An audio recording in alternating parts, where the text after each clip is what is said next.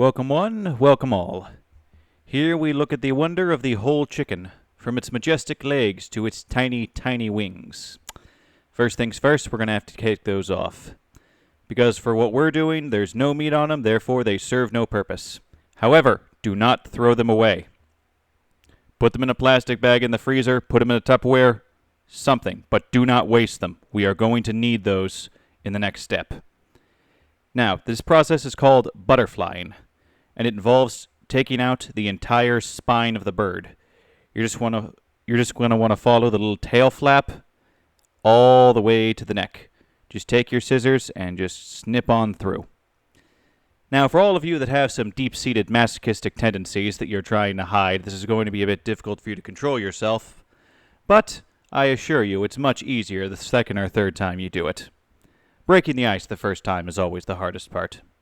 You're also going to want to save this spine, because that's going to be useful to us in the future as well. And perfect. See? Relatively large chunk.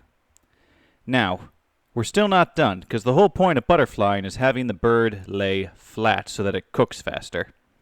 Also, every chicken has this weird little pocket of skin here. Go ahead and take that off. Throw that in our future project pile. There we go. Now, you'll notice that there's something keeping it from laying flat, and that is the wishbone and the breastbone. So, little incision here, pop, boom. Now that that's done, you're just going to want to bend it a little bit until you see the end of that breastbone. You're going to want to dig your fingers in there and just slowly pry it up. You don't have to be real careful about it, but you want to make sure that the chicken is as whole as humanly possible. Excellent, excellent. Now remember, the entire goal of roasting something is 1, it cooks faster, 2, the flavor is slightly different, and 3, if you're just trying to make a chicken that you're going to pull to have some protein to add to other dishes, this is the best way to do it when you don't have access to a smoker, and when it's hot and you don't want to have a 350-degree oven blaring in your house for the better part of 2.5 hours. This is a situation where you can get it done just that little bit quicker, and you'll also have crispier skin, which is nifty if you're trying to take the fried chicken edge off even though you can't afford it. Now, I hear you asking, but I don't have a frying pan, nor do I have a roasting pan. Well, that's what improvisation is for, my dear friends. What we see here is my latest model of the roasting pan. Behold, a muffin tin.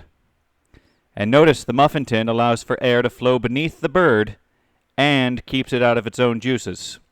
So, just like that, we have a roasting pan. Now, what's the next thing we need to do? And that's simple. We have to dry this bird. Given the fact we don't have access to a deep fryer, we can't just coat it in flour and throw it in. We have to make sure that if we want this skin to be in a crispy, edible state, we can, we will, and we must make sure it is as dry as humanly possible. Now, this could be as simple as sitting it in front of your box fan for 10 minutes, or you just go to town on it with a paper towel, making sure every little nook and cranny is dry and ready for the next step. Now, this is a somewhat annoying and repetitive process, but I assure you it'll be well worth it once you have that first crispy bite. Now, we're going to add what I like to call the implants. Because remember, we want the skin crispy, but we don't want the breast meat dry. So because of that, you just take a high-moisture vegetable, in this situation, onions and jalapenos, and you just slip it under the skin of the breast. This locks in a little bit of moisture, and given the nature of gravity, that will just sink down and make sure that we're not drying the largest volume of meat on the bird. Also, this is just a very cheap way of making sure it doesn't go dry on you. There we go. Slip in the other one. Perfect. Give it one more little tap down to make sure we're on the right track. You know, it's scratched. It's kind of damp. We're going to have to do a big tap down just to be certain. The entire point of this recipe is honestly, this is a really good way to cook whole chicken. And you'll find out later what we used all of those cuttings we had for. But now, the next part. We cover it in your preferred oil. I'm using olive oil. You can use butter if you want it a little bit crispier, if you want that little extra flavor factor of having something that's naturally salted. And you're just going to want to massage that into the skin. Want to make sure you get 360 on all the limbs, because that is going to be the fun part of the meal when this comes out of the oven. Yep, just massage it in there. I would recommend not using something like canola oil or anything that has a high smoke, because remember, you are cooking this indoors. You don't have the luxury of an outdoor kitchen in a tiny apartment. All right, that looks like that is about where it needs to be. Now, to make sure this is all worthwhile, we're going to add the next step, which is your dry rub of choice. In this situation, I'm using my family dry rub, which, if I gave away the recipe, there's about 3 generations of people that would be killing me. But in this situation, all it's going to do is add a little bit of flavor to that crispy skin, and you're going to want to make sure you massage it into all of it. Because the skin is pretty much going to be what you're eating while you're waiting for the bird itself to cool so you can pull it. So you're just going to have to do what you got to do there. I'd also recommend having maybe some potatoes going or some rice or just something to go with this wonderful legs and wings that you're going to get when this is fresh out of the oven while you're waiting for the rest of it to cool. But, like I said, I'm here to give you simple recipes that are easy to follow and easy to understand.